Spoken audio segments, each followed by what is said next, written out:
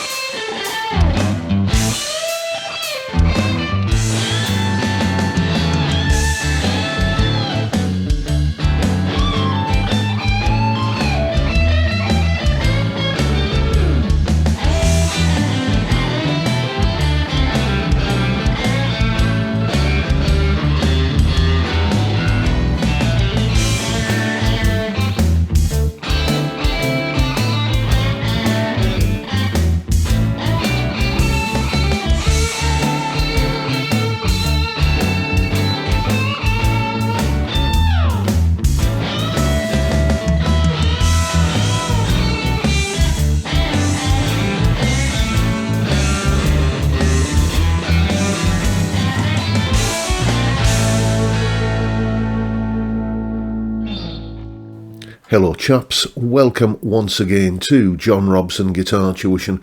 As always, I do hope you're well. That has to be, I think, one of the most recognisable sounds in all of popular music. I'm of course talking about blues. I first got into blues in the late 70s, early 80s. I was something of an aficionado or an enthusiast, shall we say, for old 50s rock and roll stuff, which was having like a massive revival back then. You only have to look and see what was the big movie in the late 70s, Grease, and Happy Days on TV, all that sort of stuff. I used to love all the 50s rock and roll, and from there I kind of went into a bit of a blues direction. The influence of blues on popular music, especially genres like classic rock and hard rock and blues rock, I suppose the clue there is in the name, is undeniable. If you want to get a decent understanding of what you're doing in most forms of rock music, then a basic understanding of blues is invaluable. And that's what we're about today in this episode of lead guitar basics. I think we're up to number 5 now, aren't we? Correct me if I'm wrong. But anyway, that's what we're looking at today. A little bit of an insight into what makes blues sound bluesy. And, well, here's a little bit of information on the topic. Solo explanation. Okay, there are a number of elements in a blues which are the things that make it sound bluesy. What we're going to be talking about here today is the sort of note choices that you make for playing lead guitar. But the chord sequence also has something, a large amount to do with what makes blues sound bluesy, and this is the chord sequence I was playing over earlier in the video. It's a typical 12-bar blues. You can see 3 chords, A7, D7 and E7, arranged into a typical 12-bar format. Incidentally, if you're not familiar with this, the percentage symbol in there simply means repeat the previous bar. So for example, at the end of the first line there, you've got A7 and then another bar of A7. And A7 is very much the musical centre of gravity, as I like to say, the tonality of this chord sequence. So usually when we're playing a pentatonic solo, what we do is we think in terms of what chord gives the chord sequence its overall feel, its tonality, and we match the pentatonic scale to that. The tonality chord will always either be major, in which case we'd use a major pentatonic, or minor, in which case we'd use a minor pentatonic. So what we need to do is figure out whether A7 is essentially a major chord or a minor chord. So if I just play an A7 like this,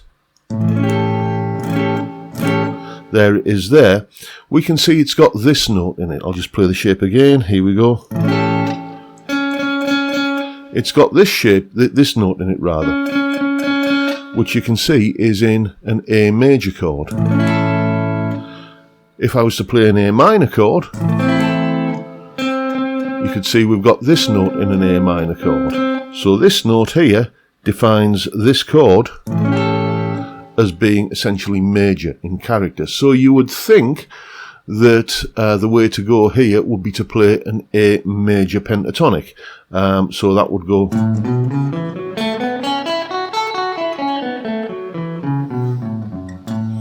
also known as F sharp minor. And you will find examples of major pentatonic licks and so on in plenty of blues solos, but it's not the core of what's going on. In order to get that bluesy tension, what we need to do is play some wrong notes, basically. There is a spectrum of wrong notes, okay? There is notes that just sound a little bit spicy, and then there are, you can graduate all the way through to notes that sound dissonant and clashy and horrible and just plain wrong. And it's towards the spicier end of that spectrum, the kind just wrong enough to sound a little bit tense, that is where we go when we're playing blues. So the way we do it is over this chord sequence, which has that A7 chord, which, if you remember, is just basically an A major chord with a little bit of decoration. What we do is we go over that chord with this major note here, the major third it's called. We play the minor pentatonic scale, because the minor pentatonic scale has this note in it, which, if you remember, we'll find in the minor chord. And what happens is that note in the lead guitar part sort of grinds against this note in the overall A7 major chord tonality, and creates that wonderful sense of tension. So if I just play it like an A7 chord, you can hear if I do the two seem to just want to go together in a very bluesy way. And as I said, the chord sequence has a lot to do with why blues sounds bluesy, but we'll maybe leave that for another day, looking when I'm doing a video on chord sequences, for example. But the trick to playing blues lead guitar is when you've got something which has a major chord of some type or other as its tonality, then over the top of it you play the minor pentatonic with the same root. So we've got an A major or A7 tonality here. There's the A root note. So over the top of that we play an A minor pentatonic scale. And that is indeed what I was doing at the top of this video when I was playing, that solo that you heard earlier. I was using all of the different box patterns, starting down here in box number 4, into box number 5, box number 1, 2, 3, and then the octave of box number 4 up here at the 12th fret, and then just kind of went up further from there, just repeating what I'd already done in this octave. There is one other thing that many blues guitarists do as well, which is to heighten that sense of yearning and striving for something, which is, as we've seen already, we've got this C note here, the C natural, which is the minor third. It's the chord which makes an A minor minor, and as you recall, I said we were basically playing that against a chord which had this major third in it, which makes for a major chord sound. Well, what we do is we kind of bend this minor note, this minor third, slightly sharp, so that it's trying to get to the major note, but not quite making it. So, like this, that kind of thing. You can hear that it's kind of higher in pitch than this note, like that, but it's not quite reaching this note, and it gives a wonderful sense of striving and yearning to resolve. If I just play that on its own, here's a little simple little minor pentatonic lick, like that, and if I put that slight bend on that note, like that, you can hear it really just does make the bluesiness, you know, kind of come out a little bit more. So anytime you've got that C note, it's a C note when we're playing in A, just bend it slightly sharp.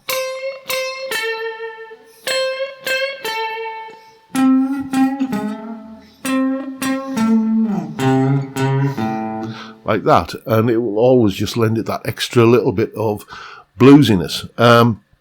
So that is really the trick to playing blues lead guitar. There are many other note choices that you can employ, many other scales that you can use, but this is the pretty much the core of it. One of the most widely lauded and praised blues guitar albums ever, really, is the Eric Clapton Blues Breakers, you know, the Beano album. And Eric pretty much sticks all the way through that album for all of his solos. Maybe strays a little bit here and there, but for pretty much all of the core of his solos, he's using the minor pentatonic over a major backing. And that's what makes blues sound like blues. So, now you know what to do.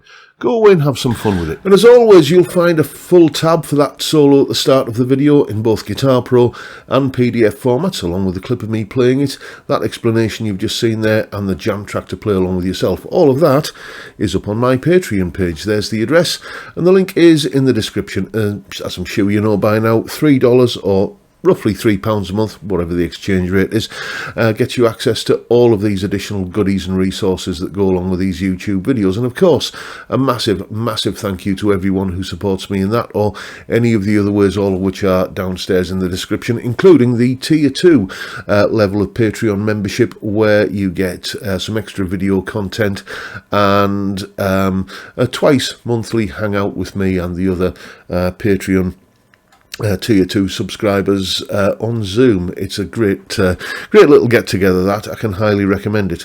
And if you want to explore more of this topic of blues, I mentioned in that explanation there that there are other note choices and other scale choices that you can you know, partake in when you're playing blues, then check out my latest book, The Blues Guitar Bible, which covers all of that, including stuff about the chord sequences and a bit of slide guitar, double stops and all kinds of stuff, adding jazzy touches in, all manner of stuff. Basically everything you need to know about playing blues. The Blues Guitar Bible, the link is once again down in the description. But that is pretty much it for today, folks. Hope you've enjoyed the video and found it useful and informative in some small way, and maybe a little bit entertaining as well. And if that's the case, please hit the subscribe button and the notification bell if you haven't already done so, and why not drop me a like as well while you're at it.